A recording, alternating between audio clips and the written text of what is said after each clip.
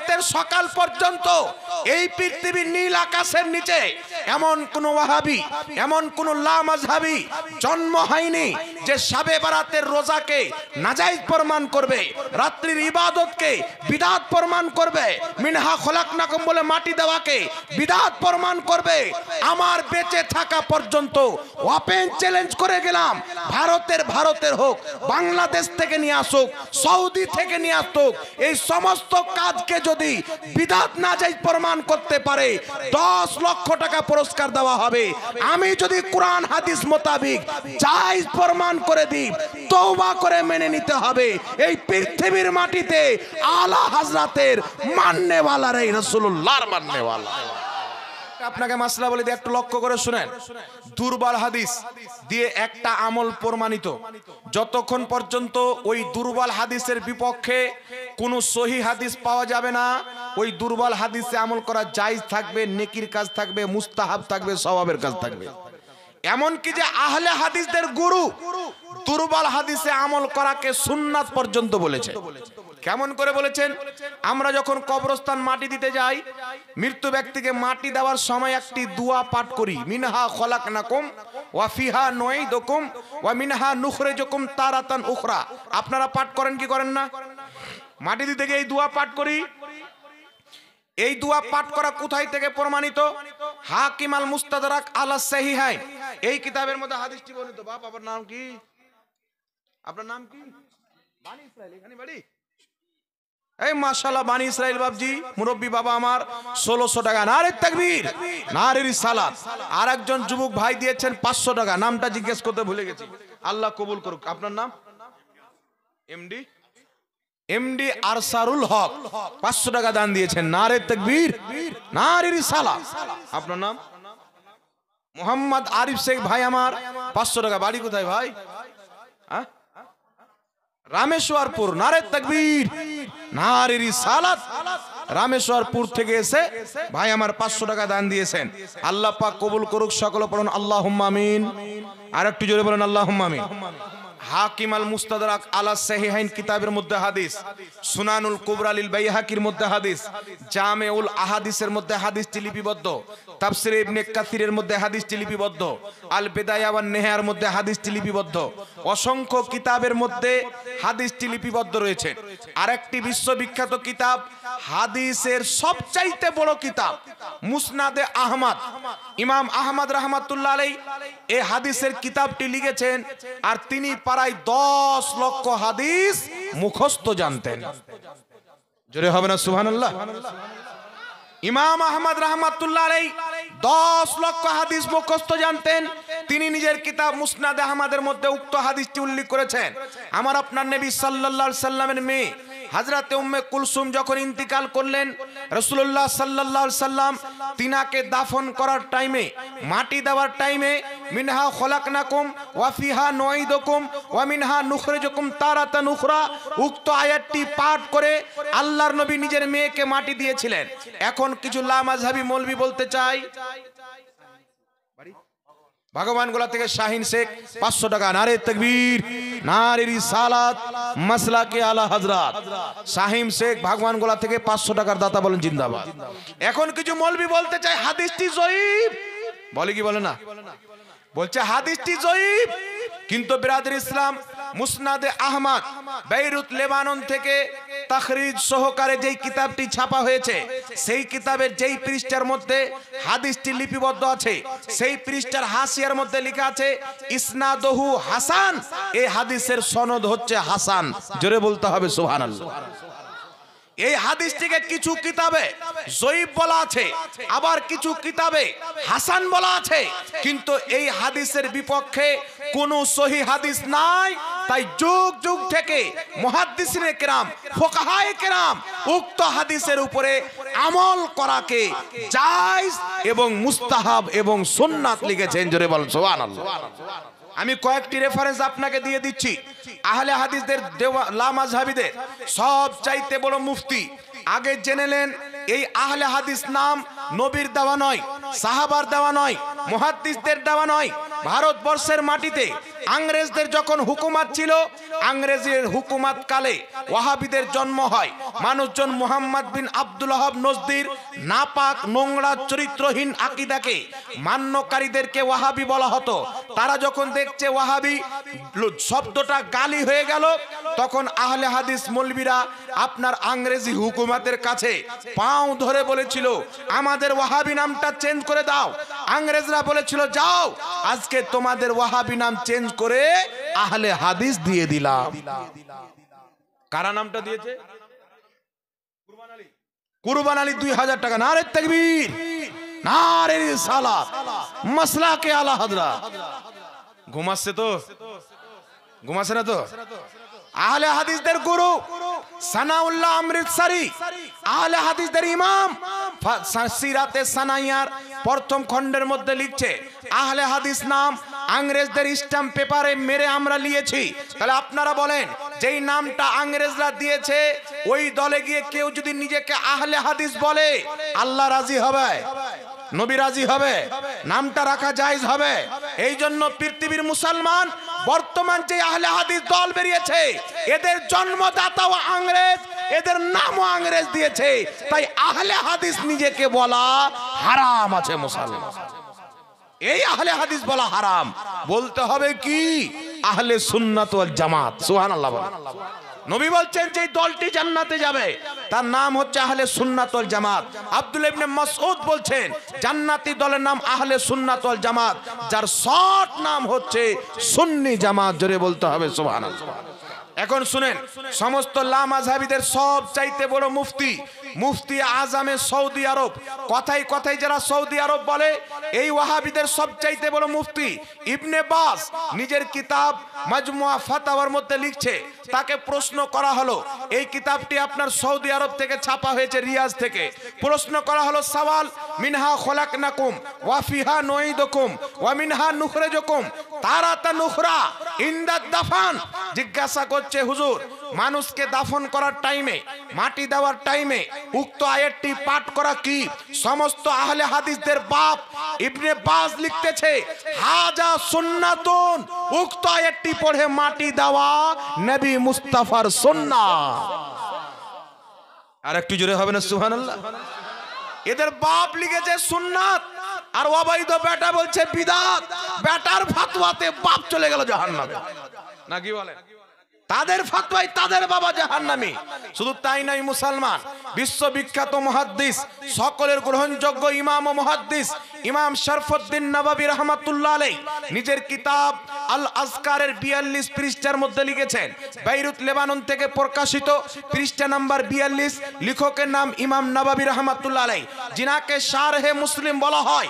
তিনি লিখতেছেন মানুষকে মাটি দিতে গিয়ে প্রথম লোক মাটি তুলবে, বলবে মিনহা খলাকনাকুম, দ্বিতীয় লোক তুলবে ওয়া ফিহা নুঈদুকুম, তৃতীয় লোক তুলবে ওয়া মিনহা নুখরিজুকুম তারাতান উখরা। এইভাবে উক্ত আয়াতটি পাঠ করে মাটি দেওয়া হচ্ছে সুন্নাতে মুস্তাহিব্বা। জোরে বলেন সুবহানাল্লাহ। কে লিখছে? ইমাম নববী। কত লক্ষ হাদিসের হাফিজ? 3 থেকে 4 লক্ষ হাদিসের হাফিজ। সুবহানাল্লাহ বলেন। আর আজকে যেই মৌলবী বলছে এই আয়াতটি পড়ে মাটি দেওয়া বিদআত, ওর পেটে যদি জিসিপি চাপান তো গু বাদ দিয়ে কিছু বের হবে না, পায়খানা ছাড়া কিছু বের হবে না। আর এই বেটা বলছে বিদআত, ওদের বড় আব্বা ইবনে বাজ বলছে সুন্নাত, ইমাম নববী বলছে সুন্নাত। 2.5 লক্ষ হাদিসের হাফিজ, মক্কা মদিনার ইমাম, বিশ্ববিখ্যাত মুহাদ্দিস ফকিহ ইমাম মুল্লা আলী কারি মিশকাতের সারা মিরকাতের মধ্যে লিখছে মিনহা খলাকনাকুম বলে মাটি দেওয়া মুস্তাহাব, নেকির কাজ, সওয়াবের কাজ। জোরে বলতে হবে সুবহানাল্লাহ। তো আমরা মুহাদ্দিসের ফতোয়া মানবো না আজকের দুমকাটা জাহিলদের ফতোয়া মানবো? আমেরিকার ফান্ডিং তাদের পকেটে যতদিন উল্টা পুল্টা ফতোয়া দিবে ততদিন।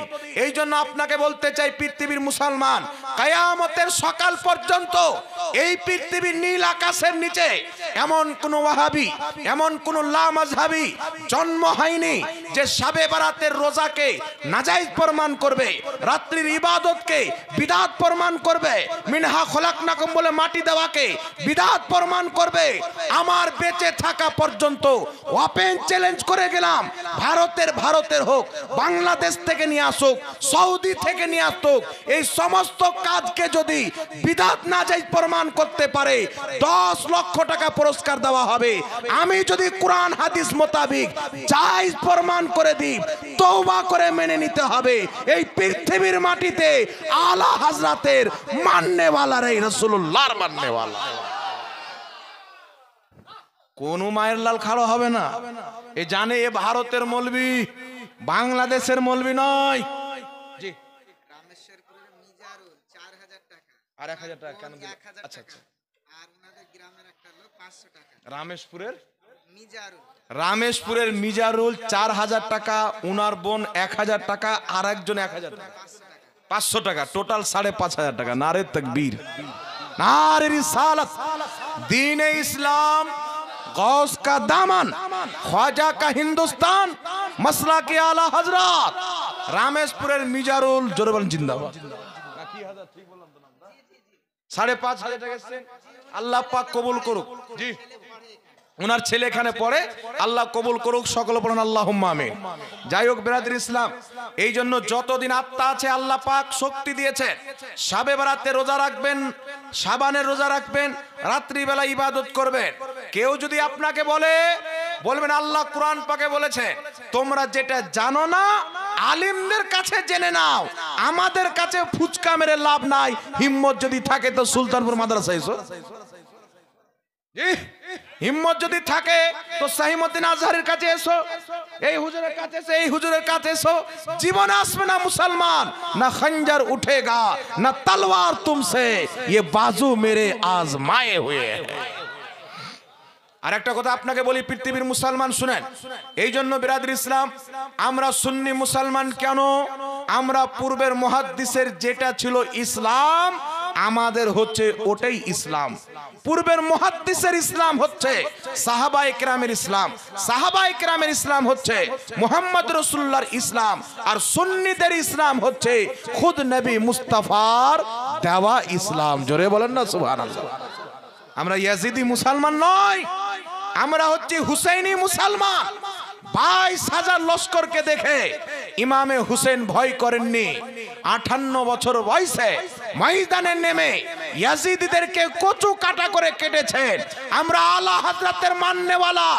আজ থেকে 150 বছর পূর্বে 72 জাহান্নামী ফিরকাকে যেমন আলা হযরত পানি পান করিয়ে ছেড়েছিলেন, কিয়ামত পর্যন্ত আহমদ রাজার মাননেওয়ালার সামনে না কোনো ওয়াহাবি বসতে পারে, না কোনো কাদিয়ানি বসতে পারে। এবার শুনেন বিরাদর ইসলাম, আজকের এই গভীর রাত্রে আল্লাহ পাক আমাদের উপস্থিতিকে কবুল করুক, সকলে পড়ুন আল্লাহুম্মা আমিন। তাহলে যদি কোনো ওয়াহাবি বলে মিনহা খলাকনাকুম বলে মাটি দেওয়া বিদআত, ওকে বলবেন তোমার বাপ ইবনে বাজ বলেছে সুন্নাত, তোরই বিদআতি, যা জাহান্নামে। কথা বুঝতে পেরেছেন? যদি বলে শাবে বারাতে রোজা রাখা বিদআত, ওকে বলবেন তোমাদের বাবা আব্দুল্লাহ রুপড়ি ফাতাওয়া আহলে হাদিসের মধ্যে লিখেছে শাবে বারাতে রোজা রাখা উত্তম, তোরই জাহান্নামী, চলে যা। ঠিক আছে? এবার বলবে আপনাকে কলমা খানি বিদআত, কোরআন খানি বিদআত, তাসবিহ তাহলিল বিদআত, বলে কি বলে না? কোথায় বাড়ি বাবজি? আব্দুর রশিদ সাহেব মালিপুরে বাড়ি, 2000 টাকার দাতা। নারে তাকবীর, নারে রিসালাত, মাসলাকে আলা হযরত, সুলতানপুর মালিপুর মাদ্রাসা বলেন জিন্দাবাদ। আল্লাহ পাক কবুল করুক, সকলে পড়ুন আল্লাহুম্মা আমিন। বিরাদর ইসলাম দেখেন, বলছে কলমা খানি বিদআত, কোরআন খানি বিদআত, তাসবিহ তাহলিল বিদআত। মানে মানুষ যখন মারা যায় তো আমরা কোরআন তেলাওয়াত করে তার সওয়াবটা বকশে দিই, কলমা খানি কলমা শরীফ পাঠ করে তার সওয়াবটা বকশে দিই। হয় কি হয় না বাবা? আহলে হাদিস বলছে টাটকা বিদআত, মুর্দা জাহান্নামে যাবে। কিন্তু সমস্ত আহলে হাদিসদের বাপ, তাদের সবচাইতে বড় ইমাম ইবনে তাইমিয়া মাজমুয়া ফাতাওয়া 24তম খণ্ডের মধ্যে বাইরুত লেবানন থেকে ছাপ, আমি কিতাবটি 18,000 টাকাতে কিনেছি। সেই কিতাবের 24তম খণ্ডের মধ্যে ইবনে তাইমিয়া লিখছে কলমা খানিও জায়েজ, কোরআন খানিও জায়েজ, তাসবিহ তাহলিল পাঠ করাও জায়েজ। সুবহানাল্লাহ হবে না? তাহলে কেউ যদি বলে কলমা খানি না জায়েজ বিদআত, বলবেন তোমাদের বাপই বলেছে যাই, তোরই জাহান্নামে যা। বুঝতে পারছে? এই জন্য আপনাকে বলতে চাই বিরাদর ইসলাম, যেই বিষয়কে নিয়ে তারা আমাদেরকে বিদাতি বলতে চায়, সেই বিষয় নিয়ে তাদের 7 নাসলকে বিদাতি প্রমাণ করার ক্ষমতা এবং জ্ঞান আল্লাহ পাক আমাদেরকে দান করেছেন। কি নাম আপনার? জহিরুদ্দিন শেখ, বাড়ি সুলতানপুর, বাড়ি জহিরুদ্দিন শেখ। বাবা আমার 1000 টাকা। নারে তাকবীর, নারে রিসালাত, মাসলা কে আলা হযরত, জশ্নে দস্তার বন্দি, জোরে বলেন জিন্দাবাদ।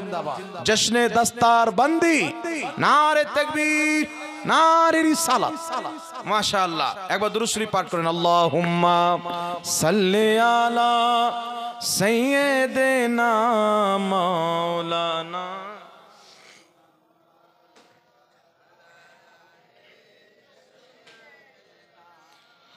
मौलाना मोहम्मद सल्लो अला मोहम्मदिन सल्लो अला मोहम्मद, हरदम ज़बा से निकालो पाक नामे मोहम्मद, हरदम ज़बान से निकालो शफीआना मोहम्मद सल्लल्लाहु ताला अलैहि व आलिहि वसल्लम। बिरादर इस्लाम, আজকের এই পবিত্র রাত, বরকতের রাত, রহমতের রাত, এই রাত্রিতে একটা আমল আপনাকে আর একটা আমল করতে হবে। সেই আমলটা হচ্ছে আম্মাজান আয়েশা সিদ্দিকা রাদিয়াল্লাহু তাআলা আনহা বলেন যে একদিন নবী কায়নাত সাল্লাল্লাহু আলাইহি সাল্লাম আমার হুজরাতে ছিলেন। হঠাৎ করে রাত্রে আমার ঘুম ভেঙে গেল। আমি পাশে দেখছি তো রাসূলে কায়নাত নাই। এদিক ওদিক খুঁজাখুঁজি করতে করতে আমি আয়েশা সিদ্দিকা রাদিয়াল্লাহু তাআলা আনহা জান্নাতুল বাকি শরীফের দিকে গেলাম। জান্নাতুল বাকি যেটা মুসলমানদের কবরস্থান। আয়েশা সিদ্দিকা রাদিয়াল্লাহু তাআলা আনহা বলেন আল্লাহর নবী আলাইহিস সালাতু ওয়াস সালাম ওই জান্নাতুল বাকির কবরের পাশে দাঁড়িয়ে দাঁড়িয়ে কান্না করছে। সুবহানাল্লাহ বলেন। নবী জিয়ারত করছেন। এই জন্য ওই রাত্রিটা ছিল শাবে বারাতের রাত্রি। শাবে বারাতের রাত্রিকে কেন্দ্র করে পিতা মাতা আত্মীয় স্বজন মুসলমানদের কবর জিয়ারত করাও যায়। এই রাত্রিকে কেন্দ্র করে আমার আপনার নবী কবর জিয়ারত করেছেন। এখন মার্কেটে কিছু লোক বেরিয়েছেন, তারা বলবে নবী পাকের জীবনে মাত্র একটি হাদিস পাওয়া যায় যে আল্লাহর নবী একদিনই এক রাত্রি শাবে বারাতে কবর জিয়ারত করতে গিয়েছেন। সুন্নি তোমরা প্রত্যেক রাত্রি কেন যাও, প্রত্যেক বছর শাবে বারাতের রাত্রিতে কেন জিয়ারত করো? তারা উত্তর দিবেন, শুনেন, নবী কায়নাত জীবনে একবার হজ করেছেন। কয়বার? একবার হজ করেছেন। আর এই ওয়াহাবি মোল্লা আমেরিকার ফান্ডিং পেয়ে প্রত্যেক বছর হজ করে। আল্লাহর নবী সাল্লাল্লাহু আলাইহি সাল্লাম জীবনে একবার আজান দিয়েছেন সফরে, কিন্তু আমরা 5 ওয়াক্তের আজান দিই কি দিই না বাবা? জোরে বলেন। আল্লাহর নবী সাল্লাল্লাহু আলাইহি সাল্লাম যেই কাজ একবার করেছেন উম্মতের জন্য, সারা কায়নাতের জন্য করা আল্লাহ পাক তাকে হালাল বানিয়ে দিয়েছেন। নবী যেটা একবার করেছেন বারবার করা যায়, আর নবী যেটাকে নিষেধ করে দিয়েছেন একবার করাটাও না যায়। কথা বুঝতে পারছেন তো? আল্লাহর নবী শাবে বারাতকে কেন্দ্র করে কবর জিয়ারত করতে গিয়েছেন। সুতরাং শাবে বারাতকে কেন্দ্র করে শাবে বারাতের রাত্রিতে পিতা মাতার কবর জিয়ারত করতে যান, আত্মীয় স্বজনের কবর জিয়ারত করতে যান। নবীর আমলে আমল হবে, সওয়াব পাবেন। আর এমনিতেই কবর জিয়ারত করা হচ্ছে সুন্নাত। ইমাম নববী রাহমাতুল্লাহ আলাইহি শারহে মুসলিমের মধ্যে লিখতেছেন কবর জিয়ারত করা সুন্নাত। আল্লাহর নবী বলছেন এতদিন তোমাদেরকে কবর জিয়ারত করতে নিষেধ করতাম, ফাজুরুহা, এখন তোমরা কবর জিয়ারত করো। মুসান্নাফে আব্দুর রাজ্জাকের মধ্যে হাদিস, আল্লাহর নবী প্রত্যেক বছর উহুদের শহীদগণের মাজার জিয়ারত করতে যেতেন। রাসূল পাকের ইন্তেকালের পর আবু বকর সিদ্দিক যেতেন, তারপরে উমরে ফারুক যেতেন। এই জন্য কবর জিয়ারত করা নবীরও সুন্নাত, সাহাবারও সুন্নাত, তাবিঈরও সুন্নাত, মুহাদ্দিসদেরও সুন্নাত। নবীর জামানা থেকে নিয়ে আজ পর্যন্ত মুসলমান মুমিনদের কবর জিয়ারত করতেই থাকে। জোরে বলেন সুবহানাল্লাহ। বর্তমান মার্কেটে কিছু লোক বেরিয়েছে, এরা মানুষকে বলতে চাই কবর জিয়ারত করা যাবে না। আমাদের আহলে সুন্নাত ওয়াল জামাতের মানুষ 4 দিনের চাহরম করার টাইমে, 40 করার টাইমে বা বারশরীকি করার টাইমে না হলেও একবার দুইবার গিয়ে বাপের কবরটা জিয়ারত করে। এই ওয়াহাবির বাপ মা কবরে চিন্তা করছে এমন অবৈধ সন্তান রেখে আসলাম যে আমাদের কবর জিয়ারত করতে আসে না। কবরে পর্যন্ত ওদের বাপ মা কান্না করে। এই জন্য পৃথিবীর মানুষ ওয়াহাবির পায়ে পাও রাখা যাবে না। যদি কেউ আপনার ঈমানকে ধ্বংস করতে চায়, ক্লিয়ার বলে দিবেন বেটা আমাদের হুজুর আছে, চল, তোমার কোন বাবা আছে সামনে বসিয়ে দাও। আর বেশি কোন টাইম লাগবে না, মাত্র 2.5 মিনিট সময় লাগবে। 2.5 মিনিট। এই 2.5 মিনিটে তার ছাক্কা চড়ে এমন পোস্টমর্টম করা হবে, আরে সে যদি না মানে তাদের কিতাব থেকে মানিয়ে দিব যে আহলে সুন্নাত ওয়াল জামাতের প্রত্যেকটা আমল কুরআন হাদিস মোতাবেক। বলুন সুবহানাল্লাহ। বাড়ি আবু বকর সাহেব 500 টাকার দাতা, নারে তাকবীর, নারে রিসালাত। মাজারুল সাহেব 500 টাকার দাতা, নারে তাকবীর, নারে রিসালাত। আল্লাহ পাক সকলের দানকে কবুল করুক। সকলে পড়ুন আল্লাহুম্মা আমিন। আর একটু জোরে বলেন না আল্লাহুম্মা আমিন। আর কয়েকটি কথা আপনাদেরকে বলবো বাবা, সেহরি খাওয়ার সময় চলে আসছে, রোজা ধরতে হবে আর বেশি টাইম নেই, মাত্র কয় মিনিট টাইম আছে জানেন? 8 থেকে 13 মিনিট বক্তব্য হবে, দিয়ে বক্তব্য শেষ করে দেবো। তো আজকে শাবে বারাত, শাবান মাসের 14 তারিখ গিয়ে রাত্রিটা হচ্ছে 15 তারিখের রাত। 15 তারিখের রাত আজকে বান্দার সমস্ত গুনাহ আল্লাহ ক্ষমা করে। আমরা চোখের পানি ফেলে ইনশাআল্লাহ দোয়া করব। তাই 15 জন, কোন বাপ কোন ভাই, অনেক দান দিয়েছেন, আমাকে কেউ দান করতে বলেনি, সত্য কথা বলছি, আমাকে কেউ বলেননি যে দান চান্দা করবেন, চেয়ে নেবেন, কেউ বলেননি। আমি নিজ ইচ্ছাই বলছি, যেহেতু এত বড় মাদ্রাসা, এই মাদ্রাসায় যত তালেবে ইলম পাগড়ি পায় অন্য মাদ্রাসায় অতটা তালেবে ইলম পড়ে, বুঝতে পারছেন? এমনও মাদ্রাসা আছে এই মাদ্রাসায় যটা তালেবে ইলম পাগড়ি পায় অন্য মাদ্রাসায় এতটা তালেবে ইলম টোটালি পড়ে, রেজিস্টারে নাম থাকে। তো এত বড় একটা মাদ্রাসা আমাদের দেখে অন্তরটা কলিজাটা ভরে যায়। যখন এখানকার সেক্রেটারি না সভাপতি কে আমাকে ফোন করেছিল যে সুলতানপুর মাদ্রাসা থেকে বলছি আপনাকে আসতে হবে, তো আমার ডেটটা কিন্তু খালি ছিল না, এই ডেটটা আমি বললাম ঠিক আছে যাব।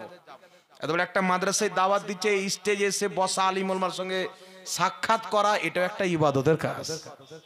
সব জায়গায় তো জালসা করছি, এত বড় একটা মাদ্রাসা, এই মাদ্রাসার যারা তালেবে ইলম পাগড়ি পেয়ে আলিম হচ্ছে, হাফিজ হচ্ছে, কারি হচ্ছে, ফাজিল হচ্ছে, এদের একটু দোয়া পাওয়া গেলে তো আলহামদুলিল্লাহ।